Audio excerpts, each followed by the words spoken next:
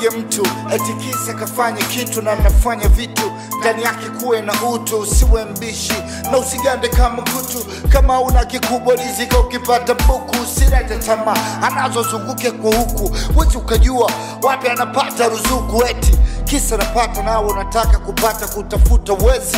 Wewe unategemea kwa kaka kama maisha karata. Kama nizari nitapata ujanja kusaka. Hizi tutapata. Usimdharau mtu ukamwona takataka kwa vile hajafika mahali yanapotaka. Dharau ni ugonjwa. Utajua utapovuta nizamu ni kinga. Utajua Mungu akikuita. Mungu naye anasaka kisizi msosi unakata. Mungu naye anasaka kisizi msosi unakata. Usimdharau mtu eti kisa hana kitu. Ukasahau watu wewe ni mtu tu. Ukasahau watu wewe ni mtu tu. Yeah. Usimdharau watu eti kisa wana kitu. Ukajiona mtu wewe ni mtu tu. Ukasahau ukakuna utu juu. Yeah, ukiwa mwaminifu na ukaacha uzinifu na maanisha mkamilifu. Tegemei hata chafu, fanya kazi, weka wazi, hakikisha ulinzi.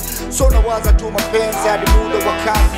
Uongo Maria wizi, ukweli tuweke wazi. Usifanye kama wezi, waulize tama chizi. Vipi mtu anakuwa mwizi, anamwibia mchizi wake wakati kafanya makeke ili watu hawateke. Sita tuwewe seke ile wabaya tuwateke. Sita tuwewe seke nyumbani pa yeke yeke. Uvumilivu sifa mwanadamu. Tusifanye hili imwagike dam dam dam dam.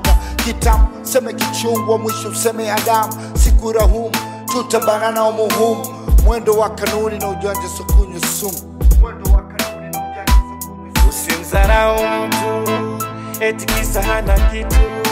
Ukasahau watu wewe ni mtu tu. Ukasahau watu wewe ni mtu tu. Yeah. Usimdharau watu eti kisa wana kitu. Ukajiona mtu wewe ni mtu tu. Ukasahau watu ukakuna utu